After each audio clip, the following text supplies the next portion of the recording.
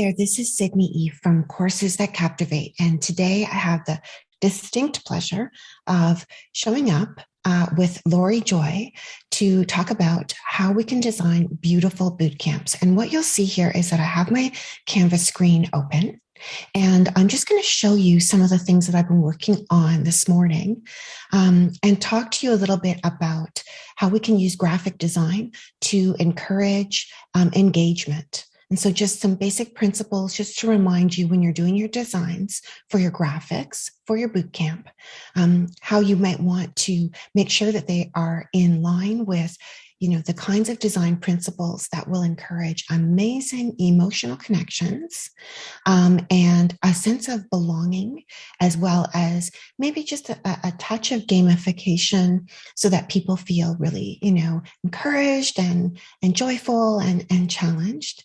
And there's a few different graphic designs in Canva that I use when I'm designing graphics for a live event like this. And so I just wanted to share that with you.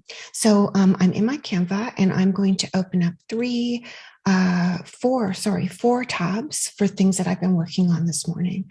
So I guess while I'm showing you these designs, I'm leaving the sidebar open so that you can see that these designs started with a template, and maybe they combined elements of different templates so that they could be more in line with my brand colors for this particular challenge. So I'm going to show you that I've got, 3 or 4 badges. And why would I do badges for a boot camp? This is something that Lori covers, but it is about adding just a very subtle game layer for people who like to learn in a social way. They like to, be winning. They like to feel like they're getting ahead, and they like to compete. They find that with themselves and with other folks too. So when we're designing badges, they may be about particular completion marks in the timeline or journey. They may be about particular competencies, such as someone who always shows up to help others, someone who always shows up, someone who you think is really getting ahead, really trying very hard. So it can be for competencies or proficiencies or completion. And what I want to mention about the design here is that these badges are purpose-built for optimized screens, mobile screens. So they're purpose-built for me to send to you so that you can share it on social or see it on your phone. And so thinking about mobile optimization when we're doing some of these graphics may be important. So right now, this is ready for Facebook because it's a square, Facebook or Instagram. And I'm going to click on resize, and I'm going to look around until I see something called phone wallpaper. Because I know if it's phone wallpaper, it's going to have to look a little bit more Pinteresty, if you know what I mean. So I just want to make sure that it looks good on people's phones. It looks like it's going to work. That's great. Then this is ready to go. So I could email those to you, and I could say, hey, put them on your, look at them on your phone, share them with your friends, put them on Facebook, etc. So obviously this is about amplifying emotional connection and just having, a fun little thing. Now I'm seeing that my white is disappearing at the top there. So what I might want to do is click on that background and just slide it over so that I've got just a little bit more contrast. So that, and if it's still not exactly right, I could always just, stretch it out a little bit so that my whole badge shows. So contrast is really important to legibility, and legibility is really important to someone having a positive emotional experience in your challenge. So my fonts, I'm just going to change one of these badges. I'm going to make it a little bigger so that we can see it. Whoops, not so big that it's for, Godzilla, but I'm going to change some of these fonts to something, really, sort of fancy, right? Something, and I'll change the beautiful bootcamp one to something that's even more fancy, like maybe this, and make it big. give it a fighting chance, right? Whoops, sorry, I didn't mean to drag you right off the badge there, Mr. Beautiful Boot Camp. Wow, that's pretty, I'm sorry, that's pretty ugly. But you can see, I think you can see immediately that as soon as I start messing with legibility, the joyfulness of the design decreases. So I think maybe I will put that one in the garbage. Okay, so I'm going to go to my next design here. And for a boot camp, I want to be able to give my participants a guide of some kind, and every day or at the beginning. And so, in order to find the right kinds of pages for my guide, I would use. I mean, I design templates, and I'll make sure that that Lori has access to those templates. But I would also go through all the templates, and I would ignore whatever they're called, and I would just look for things that have the kinds of elements that I would like. And so maybe I started, I'm going to go down here. Maybe I could start with something like a list and just borrow some of this and move it up to my design, which I actually did. Maybe I could start with something that's a newsletter. So what I'm going to do is I'm going to just search newsletter for a second and go through this and find something that, that actually looks like it might work. So I would just start a new page, and then I would bring it in. I would click on the colors and make sure that I've got my colors loaded in to my brand board. And then I would be able to go through and just start making it more of my own. And this is if I wasn't, buying templates that were purpose built for boot camps. And I was, using a Christmas newsletter or, a real estate newsletter as the beginning of my guide. So one thing that I want to demonstrate here is I'm going to go to photos for a second, and I'm going to say woman in the garden, woman garden. Okay, and I'm going to look and look and look, and I'm going to pick this one. So, and I'm going to make this, I think I'll actually go full screen for a second. So the images that I pick are going to have a huge impact on how engaged somebody feels with my designs. If all of the pages of my boot camp guide or workbook or worksheet have pictures of women that have the same color skin, no diversity in terms of age, body shape, ethnicity and race. It's going to definitely limit who feels super connected to my boot camp. Now, some images seem like they're more staged and stock images, and some look like they're a little bit more authentic. And I think, we could just go with images that don't feature many humans at all. But I think that the worst thing that we can possibly do is fill up the entire design with stock photos that, sort of just look fake. We want authenticity, but we also want diversity. Now, if we're going for the maximum emotional engagement with our designs, when it comes to images, we want to go big or go home. So I'm going to say garden, and I will say pink because it seems like that's my color of the day. And I'm going to pull in this image, and it's a perfectly beautiful image, but I'm going to duplicate this page, and then I'm going to pull in this image instead. And they're relatively similar. I'm going to duplicate the page one more time, and I'm going to pull in this one, and then I'll duplicate it one more time, and I'll pull in this one. Okay, let's take a quick look at the difference in terms of emotional engagement, just at a glance. So nothing wrong with this, looks really pretty. This one, much, close up shot, closer framed.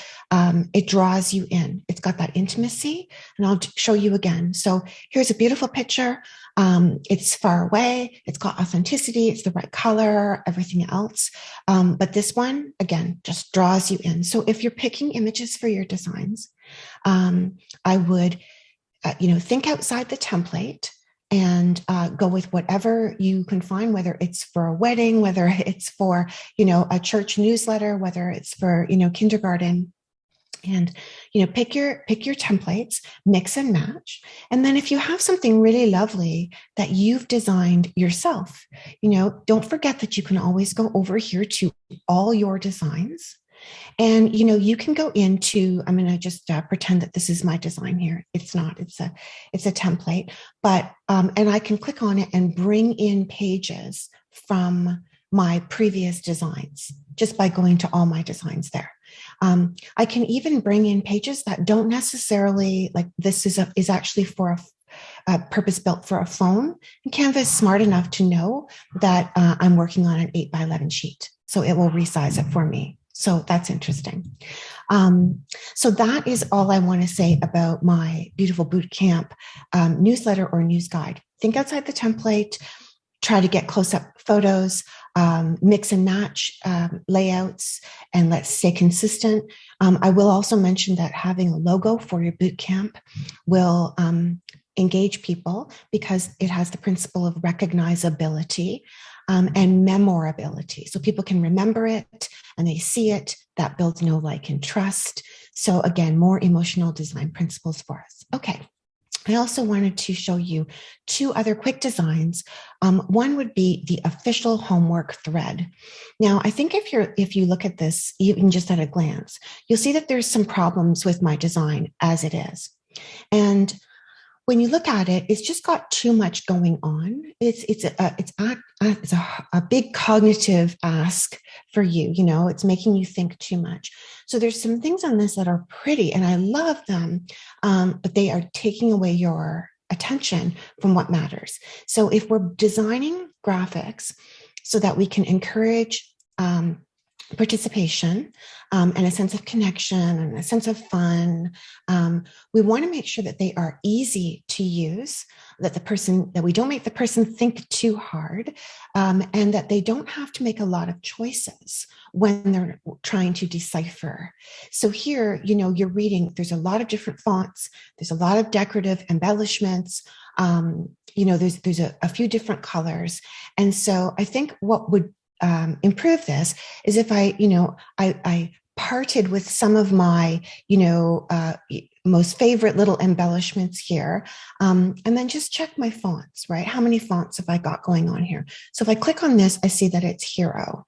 I would go back through my other designs and make sure that I was using the same fonts, because that consistency, again, is going to breed know, like, and trust, and happiness. Things that are easy to use make us feel happy. And so I'm using a font there that's fine, and that font is also fine. And this font is also fine. Maybe what's going on is just that it's pretty big. And maybe this official homework thread could actually be removed and go in the caption instead. If I'm in the challenge, I'm probably going to understand. Now, Beautiful Bootcamp can go at the top. Post Your Homework can go at the bottom. Flowers could, sort of go big or go home. White space is our friend. So we want to have, lots of nice white space. To be honest, if you want to put me first as your participant, then put the task at the top, so that I know that, this is for me. I know the hashtag. I know everything I need to know. And then, keep this so that I know what I'm doing, but maybe just make it, a little less prominent. So, but having those kinds of Facebook-sized posts ready, duplicating them, using the same fonts, highlighting, drawing my attention to what tags I should be using, very helpful. It will make me feel very connected and very familiar, and a sense of confidence that I know where to post my homework and I know why I'm posting my homework. It's for feedback. One last design. So we often need banners, and we might want to have more than one banner for our bootcamp. And so I've designed two here, and I want to just show you the difference that being consistent and inconsistent makes. And so I'm going to duplicate this, and I'm going to decide that I'm going to decide that I love flowers. Whoops, I need to go to photos. And I'm going to go into, I'm just going to search for flowers. And I'm going to search for, why is that showing me graphics? Just one second. Flowers is showing me graphics. Photos. Recently used. That'll work. Okay. Great. So flowers. I'm going to put this flower here, and I'll put this flower here, and then I'll put these flowers with a little butterfly here. And then I'll put these. Oh, those were butterflies and not too many flowers, but that's okay. Wow, lots of butterflies are coming up. I guess butterflies and flowers go together. I should know that. And that's great. And then I'm going to duplicate this one, and I'm just going to pick another couple of things I just love.